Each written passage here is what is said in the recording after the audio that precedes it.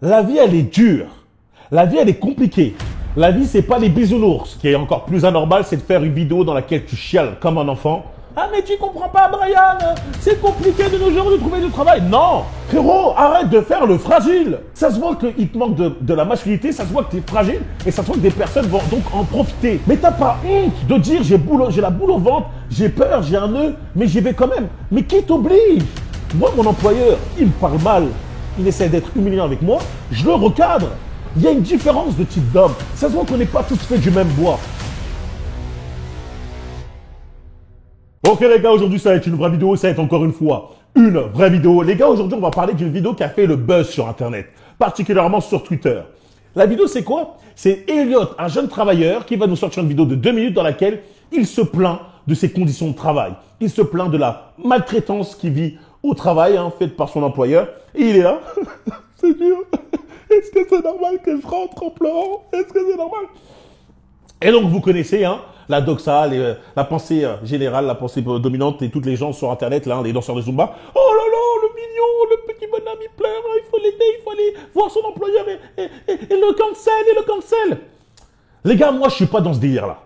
Je suis dans la réalité, d'accord? Je suis dans le dur, je suis dans le vrai. C'est pas pour rien que je m'appelle Brian Foril. Et je vais vous dire ce que je pense par rapport à cette vidéo et particulièrement par rapport à ce petit bonhomme. La vie, elle est dure. La vie, elle est compliquée. La vie, c'est pas les bisounours. Des fois, tu vas rentrer dans un travail dans lequel tu vas être avec une personne qui va te prendre pour une tête de turc sans aucune raison. Et là, tu auras un choix à faire. Soit te défendre, soit quitter ce taf. D'accord? Normalement, tu regardes en dessous. Tu dois voir que tu as deux boules. Normalement, c'est censé être des couilles. Les miennes sont plutôt grosses, lesquelles ont l'air d'être plutôt petites. Et à partir de là, tu dois réagir en fonction. D'accord? Il y en a marre des mecs qui se plaignent, on dirait que le gars, il est enchaîné dans son taf et il est forcé. Et on va regarder la vidéo, parce que là, je commence à faire une intro un peu trop longue. Vous allez comprendre de quoi je parle. Je sors du taf, je viens de rentrer chez moi. Je dirais pas dans quoi je travaille. Mais je dirais pas lequel de mes deux tafs, surtout c'était. Mais D'accord. est-ce que c'est normal que je sorte du taf et que je sois dans cet état? Non, c'est pas normal que tu sois dans cet état. Ce qui est encore plus anormal, c'est de faire une vidéo dans laquelle tu chiales comme un enfant, comme une femme, et tu es en train de te poster ça sur Internet pour essayer de récolter, je sais pas, peut-être de la compassion, que les gens vont venir peut-être se plaindre, te plaindre, etc. Ça, c'est encore plus anormal. Je vais vous dire une chose, les gars. Le mec te dit qu'il a deux tafs. Il a deux tafs. Donc bon, la vie fait qu'en sorte, là, il travaille pas, il a deux tafs en temps partiel. Au moins, grâce à ça, il joint les deux bouts. Ça signifie qu'il est capable de trouver du boulot.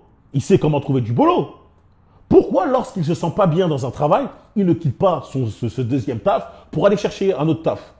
Ah, mais tu comprends pas, Brian, c'est compliqué de nos jours de trouver du travail. Non! Il y a plein de tafs qui peuvent justement te faire remplacer. Si tu fais Uber, tu fais tout ce qui est taf indépendant comme ça. Il y a plein de tafs qui recrutent. Le fait qu'il veut rester dans ce taf, malgré les brimates, etc., ils sont justement se plaindre, juste en ravalant sa fierté, en disant rien, en faisant ça, montre pour moi de la fragilité. Je vais vous dire une chose. Les gens savent toujours à qui s'en prendre. Les gens savent toujours à qui s'en prendre. Là, il te dit que il est en train de pleurer. Tu imagines qu'encore une fois, là, on n'a pas vu toute la vidéo. J'avoue, faut qu'on la regarde ensemble. C'est à cause de son employeur. Tu sais quoi? Attends. On va regarder et après, je vais vous dire ça. C'est-à-dire, est-ce que c'est normal que pendant tout le temps où je travaillais, j'ai ravalé mes larmes, j'ai bossé, j'ai assumé, même si on n'était pas sympa avec moi? Est-ce que c'est normal que je sois en larmes pendant 40 minutes après? 40 minutes après, on n'était pas sympa avec moi. Est-ce que c'est normal? Frérot, arrête de faire le fragile. Moi, je suis pas comme vous. Oh, mais Brian, t'es dur, Brian, t'es méchant, non, et tout. Je vais t'expliquer une chose. Si au taf, on me parle mal, si au taf, on ne me respecte pas, je leur fais un gros doigt d'honneur et je me casse.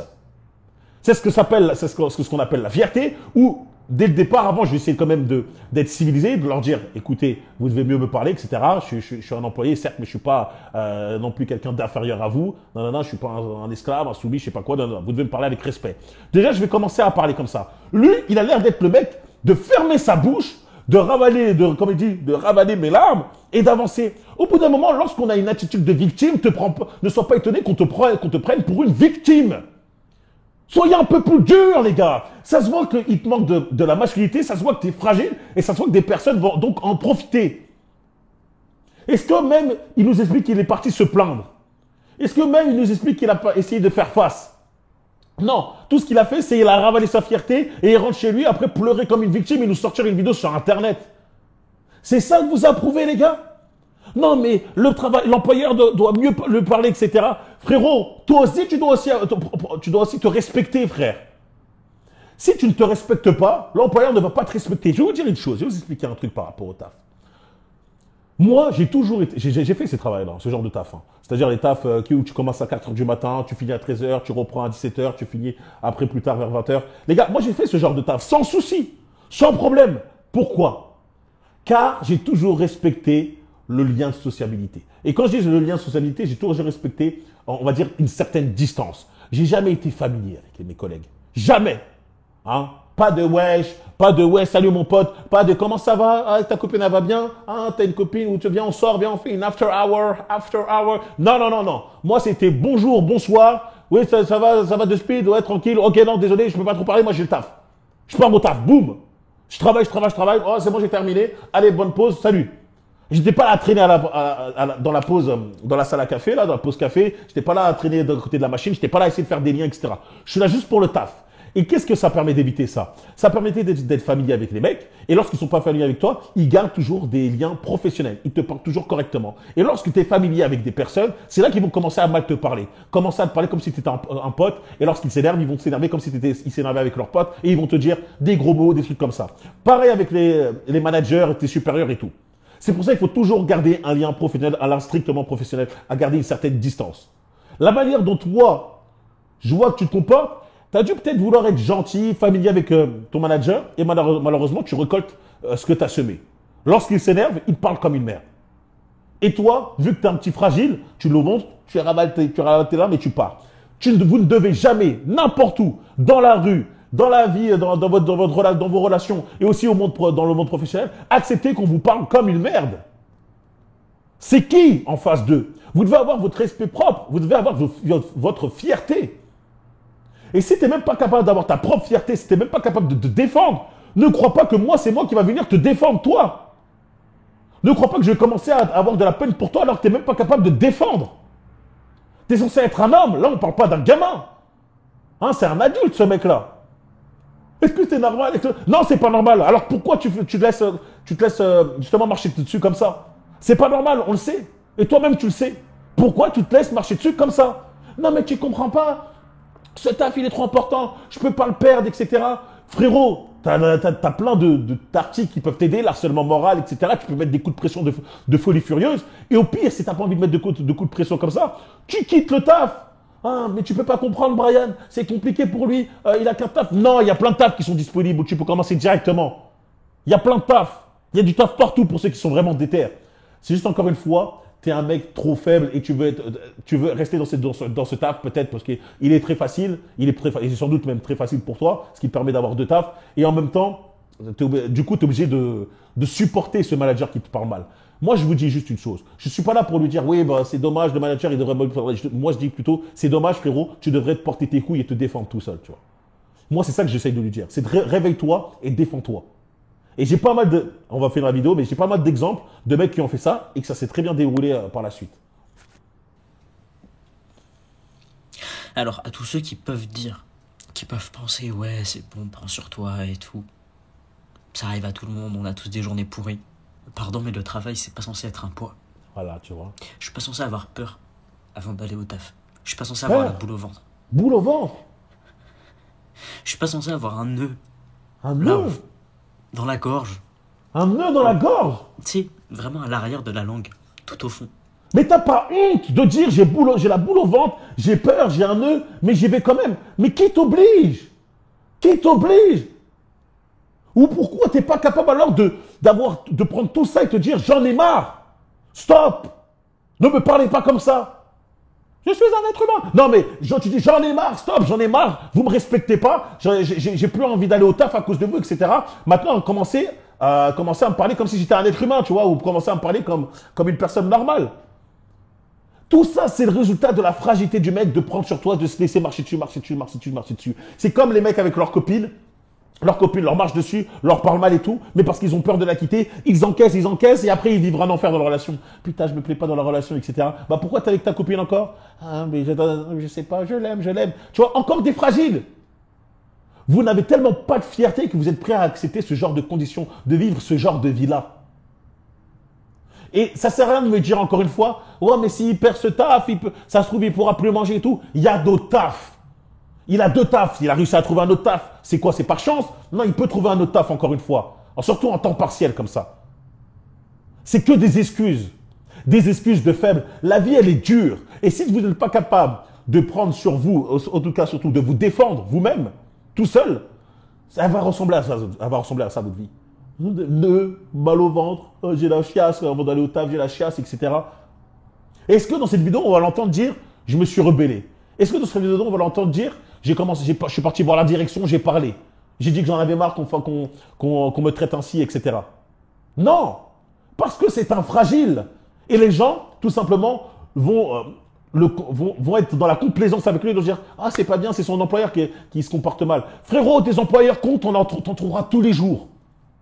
Il y a plein de personnes qui ont des employeurs et des managers qui sont cons, des cassos. Mais devine quoi? Il y en a qui ont directement pas joué avec eux. Qui ont directement, non, tu ne me parleras pas comme ça. Non. Moi, là, on est dans un cadre professionnel, tu ne peux pas me parler comme ça. Faut pas avoir peur. Lui, il vit dans la peur. Et tous ceux qui acceptent le fait de dire, oui, il faut juste qu'on parle à son employeur, lui, c'est pas grave. Non, vous voulez en fait faire en sorte qu'il n'évolue pas et qu'il reste ce putain de fragile. Moi, je veux dire, j'ai une histoire avec un pote. Lorsque je travaillais dans un taf de préparateur de commandes, où tu avais quand même une manageuse qui lui prenait la tête. Il lui prenait la tête, H24, etc., etc. Comme je l'ai dit, dans tous les tafs, il y a une manageuse qui va avoir un mec dans le nez, un mec qui va vouloir prendre, comme je dis, en tête de turc et va pas le sentir, tu vois. Toujours à le rabâcher, toujours à lui prendre la tête, etc. Un jour ou l'autre, mon pote a explosé. Il a explosé. Et il lui a dit les termes, il lui a dit la vérité, etc. Vous ne devez pas me parler comme ça, nanani, nanana. Et bon, c'était plus virulent, plus violent. Il n'a pas été viré, hein. Il a continué à taffer. Et la meuf, elle a arrêté. C'est juste pour vous dire qu'il faut savoir se défendre. C'est quoi ce monde où on voit des fragiles qui pleurent et qui pleurent parce qu'ils doivent aller au taf, etc., à croire qu'ils sont enchaînés comme s'ils ne pouvaient pas partir. Et au final, on valide ce qu'ils disent. Non, moi, je ne valide pas ce que tu dis, frérot. Si tu as un problème avec ton employeur, s'il te parle mal, tu vas le confronter. Regarde là ce que tu as là en dessus. Tu es censé être un bonhomme. Tu n'as pas un peu de courage? Tu n'as pas un peu de fierté? Mais non, vous êtes là. Non, Brian, tu peux pas comprendre, tu peux pas comprendre. Ouais, c'est vrai. Une personne qui a beaucoup de fierté, qui a du respect pour soi, a du mal à comprendre ce genre de situation. Je suis pas censé avoir un nœud à cet endroit-là qui m'empêche de manger après avoir bossé. Donc, en fait, il y en a qui doivent se mettre en tête que c'est pas parce qu'on est un employé, c'est pas parce que t'es mon supérieur, que t'as le droit de mal me parler. Et d'être désagréable et humiliant, en fait, devant d'autres collègues. Mais ça, on le sait, frérot. Il n'y a que toi qui l'acceptes. C'est ça le délire. Moi, mon employeur, il me parle mal. Il essaie d'être humiliant avec moi. Je le recadre. J'ai pas peur de perdre mon taf. Pourquoi? Je vais perdre mon taf parce qu'il a essayé de m'humilier. Je vais perdre mon taf parce qu'il m'a mal parlé et que j'ai répondu. Encore une fois, il y a une différence de type d'homme. Ça se voit qu'on n'est pas tous faits du même bois. Il y a des mecs qui sont plus peureux que d'autres. Il y a des mecs qui sont plus fragiles que d'autres. Le but, c'est d'être renforcer ces gens-là. De les renforcer. Et pas de leur dire non, reste fragile comme t'es. Ok, le mec il est en train de t'humilier et tout. Et toi, tout ce que tu fais, c'est. C'est vrai. T'acceptes et tu pars et après tu rentres chialer comme un enfant chez toi. C'est une honte. Et tous les gens, toutes les personnes qui valident ce genre de propos, où il dit ouais, c'est pas normal, etc.